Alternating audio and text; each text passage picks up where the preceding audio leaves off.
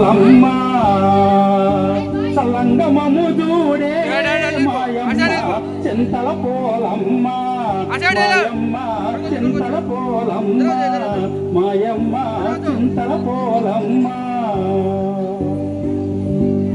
ఆ విధంగా అమ్మవారు స్నానానికి వస్తుండగా ఒకరోజు అర్ధరాత్రి కోళ్ళగూడులో ఎలక దొరపడ్డంతో ఎదిరి కోళ్లు కూయడం వల్ల కోడికోత సమయం అయిందని భావించినటువంటి జాలారి తన వలను భుజంపై వేసుకొని సముద్రం ఒడ్డుకు వచ్చాడు.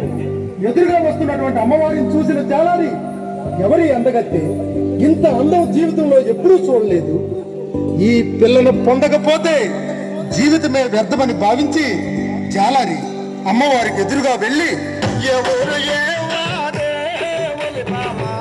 ఏది నీ ఊరు నవ్వులి బామ ఏది నీ పేరు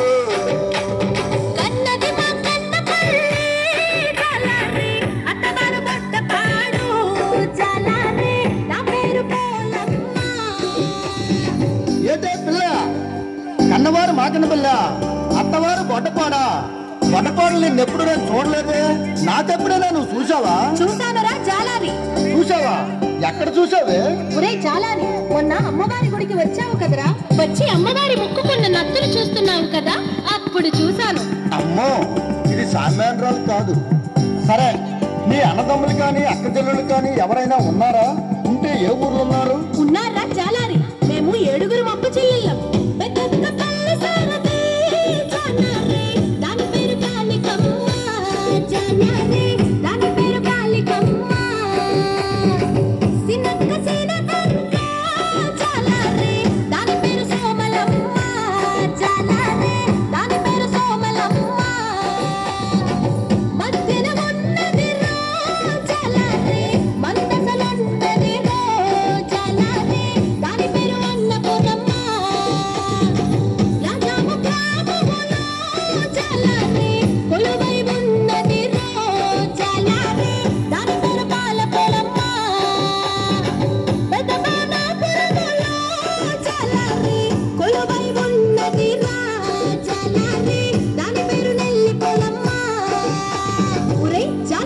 అందరికంటే చిన్నదాయి మహా అందగత్తే సువర్ణపురములో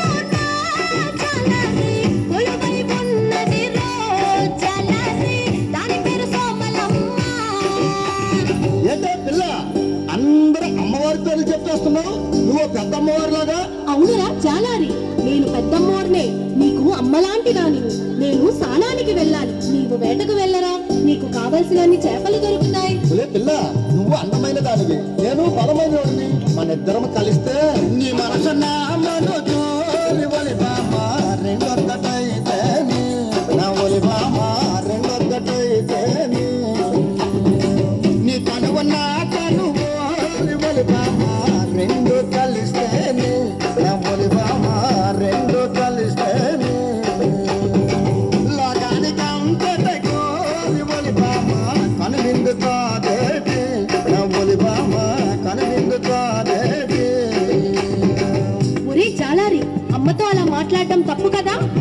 పిల్ల, ఈ కిట్టుగాడి కంటిలో పడ్డ పాప, వల్లో పడ్డ చేప గిలగిల గిలగిల కొట్టుకోవడమే కానీ తప్పించుకోవడం సాధ్యం కాదు.